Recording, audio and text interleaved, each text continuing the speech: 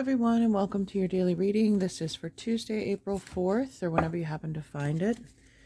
Consider it good for the next 24 hours. So today is the 4/4 date, and the birth card today is the Four of Spades. So you could be seeing the angel number 444 a lot. Look that up for yourself. See what you resonate with in that definition, if it applies to you, because it might mean something different for everybody. Okay, we're going to get 4 cards here. Why not?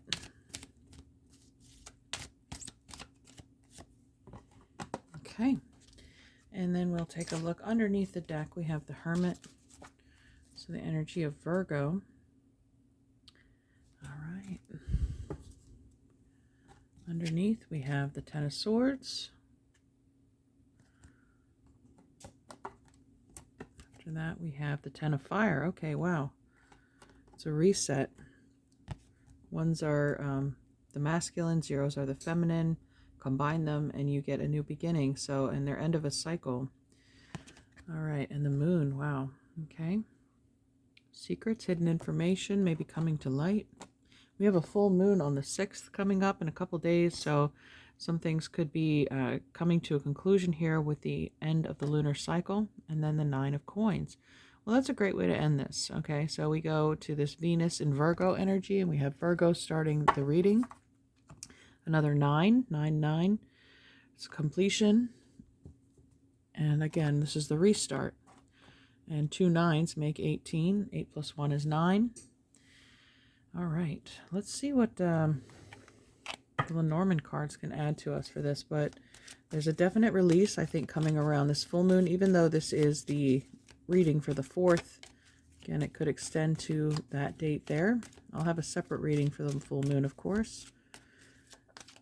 But with the 9 of Coins ending this reading, it looks like, secure independence, confidence in yourself and your abilities to stand up to this transition. Or it could just be, the shell falling away. This is the egg moon coming up, right? Coming out of your shell. Perhaps if you have been in this rest and repose energy, and now it's like things are coming back to life. Underneath we have this card called the Man. There's Mars there. And Mars is currently in the sign of Gemini, and here we have the Ten of Swords representing the position of Sun in Gemini. But Ace of Cups, a new beginning, a new emotional beginning. Could be, again, like I feel like he's coming out of these clothes, like he's emerging from a shell, this covering. Rebirth there. And he's got the number 28. 28 days in a lunar cycle. Okay. See, we have the Mountain. All right, yeah, I think the worst is over. It's the overcoming of this obstacle here, and the 10 of Air and the 10 of Fire. You've completed some contracts. She's burning paper there. There's the challenge is complete, and now maybe you are able to rest. The Star. Okay, this was a fated lesson for your soul to learn. And the Sun. Amazing. Okay, we have the Sun and the Moon now.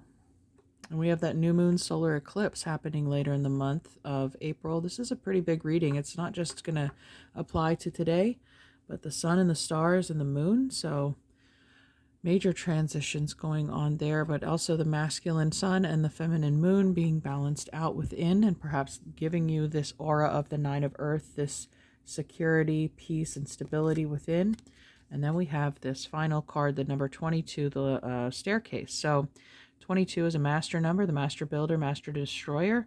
I believe that, again, now that we have this closure of a cycle, that we're ready to begin and build anew. So restart, rebuilding. So now you might have a decision to make, which direction to go. This card here is represented by, okay, we have the Ace of Coins and the Queen of Coins.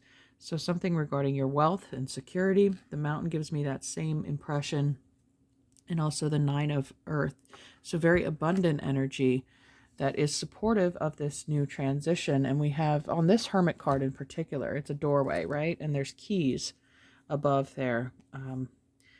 You're able to use that then to unlock this next door. You've completed the challenge, so now you've earned the key to be able to open this door. And I did mention in the beginning, I think, of this reading of 4/4. 44 is a doorway and a new opportunity. So all right, so there's a new foundation becoming available to you as you transition out of this karmic completion of a cycle. I'm going to take a look here then at your archetype card for today.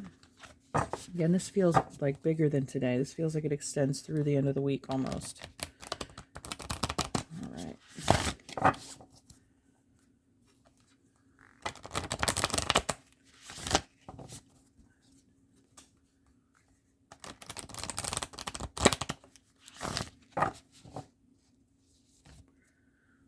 Okay, the Eternal Child, number 4, another 4, of course.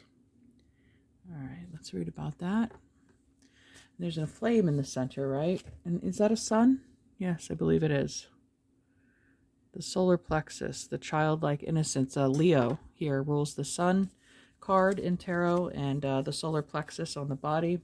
So having that courage, that strength to let your ego shine. You've been through the difficult periods. You've gone through the trials and tribulations. It's like a diamond being created out of pressure around a piece of coal, and now it is able to shine. That's the only way that that process can happen. So it could be reconnecting with a childlike energy, creativity, youthfulness, re-energized. I get this sense of, you have had this rest. You are able to come out of this cocoon now, feeling reborn. The title of this card is The Inner Child, the Child of Joy. The Eternal Child is connected to the timeless, ageless, and infinite aspects of life. It is radiant and fearless and seeks joy above all else at any cost.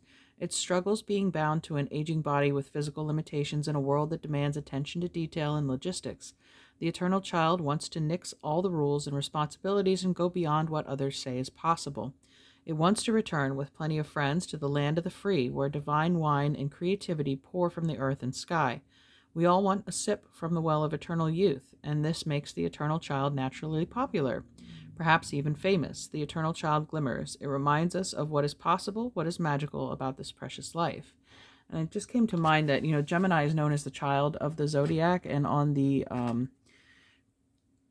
Crowley Tarot, the Thoth Tarot, we have actually the Sun card shows a pair of twins holding hands. You can check out that imagery online if you want, but Gemini again being emphasized here.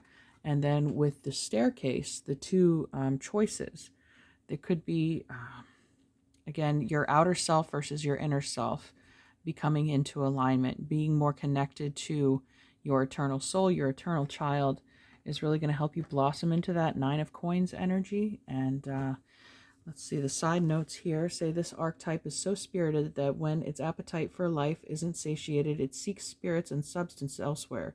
The Eternal Child struggles with addictions of all varieties. Okay, well, maybe that is also what's being come into balance for some of you, being done with something, putting down a habit or a vice or something that you've depended on to get you through. And it's been a challenge with the mountain there. Finally, celebrity culture is based heavily on this archetype, as the phrase live hard, die young, and the series of artists and musicians who died at 27. The infamous 27 Club. It's interesting. In Gematria, Jupiter equals 27, I believe, in the Chaldean cipher. And then Jupiter also equals 99. And we had the Hermit here and the 9 of Coins. So there is some Father Zeus energy going on here. Maybe, again, it's a father teaching the child the lesson. Almost like Saturn, is our teacher in that regard. But there's some kind of expansion of soul, because Jupiter expands everything it touches, whether good or bad. So if you have this positive mindset, you're on a positive track, it can expand in that direction.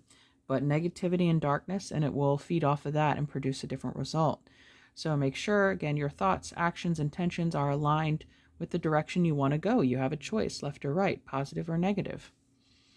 Okay, I hope you enjoyed this reading, everyone. Again, stay tuned for your monthly readings. I appreciate your patience, and we'll talk to you later. Bye-bye.